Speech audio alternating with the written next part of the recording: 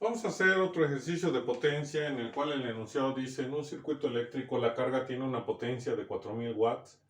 Ya sabemos que cada vez que nos los den las unidades de watts es la potencia media, entonces ya tenemos la potencia media real activa o promedio de la carga con un factor de potencia en atraso de 0.87 y cada vez que nos digan que el factor de potencia es en atraso, significa que nosotros tenemos en esa carga como impedancia y reactiva o la parte reactiva es una bobina, ya que la bobina traza la corriente con respecto del voltaje. Esta se alimenta con una tensión de 120 volts a una frecuencia de 60 Hz. Calcular el valor del capacitor para corregir el factor de potencia 0.90. La potencia aparente antes y después de corregir el factor de potencia. Bueno, entonces los datos que nos proporciona el circuito o el ejercicio, perdón, uno es la tensión o el voltaje que es de 120 volts de corriente alterna, la frecuencia de trabajo que es de 60 Hz, pero recuerden que nosotros al trabajar con los circuitos eléctricos necesitamos una frecuencia angular y no una frecuencia lineal, entonces la omega es igual a 2pi por f y eso nos da un resultado de 376.99111 radianes sobre segundo.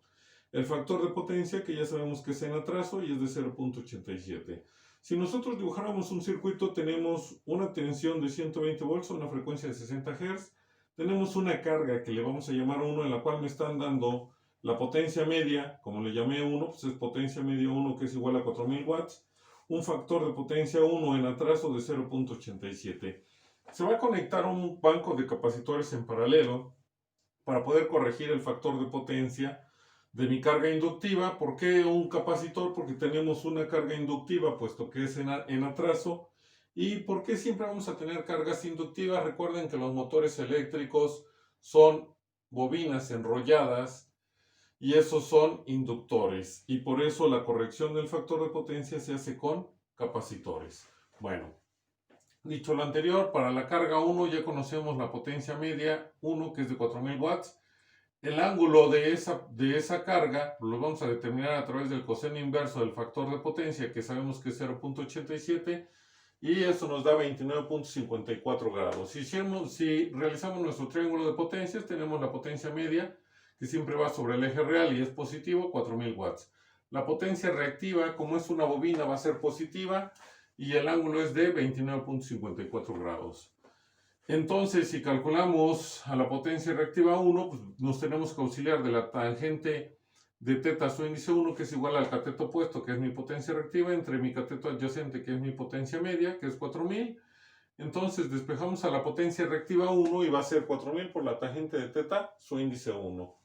La potencia reactiva 1 es igual a 4000 por la tangente de 29.54 grados y eso nos da un resultado de 2266.77898 y ya sabemos que las unidades son los bars.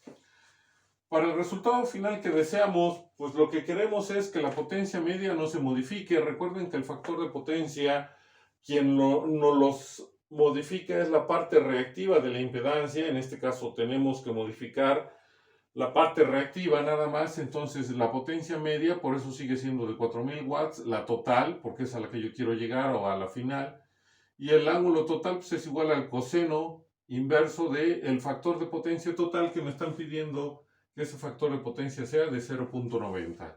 Esto nos va a dar un ángulo de 25.84. Si dibujamos nuestro triángulo de potencias, tenemos a la potencia media que va sobre el eje real, la potencia reactiva total que es sobre el eje imaginario y nuestra potencia aparente total a un ángulo de 25.84 grados. Entonces, ¿qué vamos a hacer? Vamos a calcular a la potencia reactiva total, nos auxiliamos de la tangente de teta total es igual al cateto opuesto, que es la potencia reactiva total, entre el cateto adyacente, que es la potencia media, que es 4000, despejamos a la potencia reactiva total y nos queda 4000 por la tangente del ángulo total. Esto es, al sustituir datos, 4000 por la tangente de 25.84 grados y nos da un resultado de 1937.12183 y sus unidades son bars. Si nosotros graficáramos lo que queremos, es decir, tenemos un triángulo de potencias en el cual teníamos una potencia reactiva 1 que ya sabemos que es de 2266.77898 i. Queremos llegar a una potencia reactiva total que va a ser de 1937.12183i. ¿Y cómo vamos a lograr esto? Bueno, pues vamos a agregar un capacitor, y recuerden que el capacitor es una reactancia negativa, por lo tanto, o una impedancia, tiene impedancia negativa, por lo tanto la potencia reactiva va a ser negativa. Estaría en esta posición y esta sería la potencia reactiva del capacitor. Si yo analizo esto, la potencia reactiva total va a ser igual a la potencia reactiva 1 más la potencia reactiva del capacitor. Si despejamos a la potencia reactiva del capacitor, que es la que no conocemos de este circuito y no la podemos obtener de manera de utilizar el ángulo porque no tenemos alguna manera de establecerlo, va a ser igual a la potencia reactiva total menos la potencia reactiva 1 al despejarlo. Ya conocemos a la potencia reactiva total y a la potencia reactiva 1, sustituimos datos y entonces la potencia reactiva del capacitor va a ser igual a menos 329.65715i y son bars. ¿Qué es lo que ya conocemos? Pues que la potencia reactiva, si solamente la impedancia fuera de un capacitor, pues va a ser igual a la magnitud del voltaje del capacitor elevado al cuadrado por el conjugado de la impedancia del capacitor.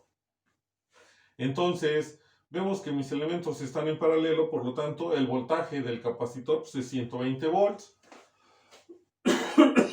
Perdón, si despejamos al conjugado de la impedancia del capacitor, pues es igual a la magnitud del voltaje del capacitor elevado al cuadrado sobre la potencia reactiva del capacitor. Que todos esos ya son datos que conocemos. El voltaje del capacitor es 120 volts, lo vamos a elevar al cuadrado y la potencia reactiva del capacitor es menos 329.65715i. Al sustituir datos, el conjugado de la potencia del capacitor nos da de 43.68174i y son ohms.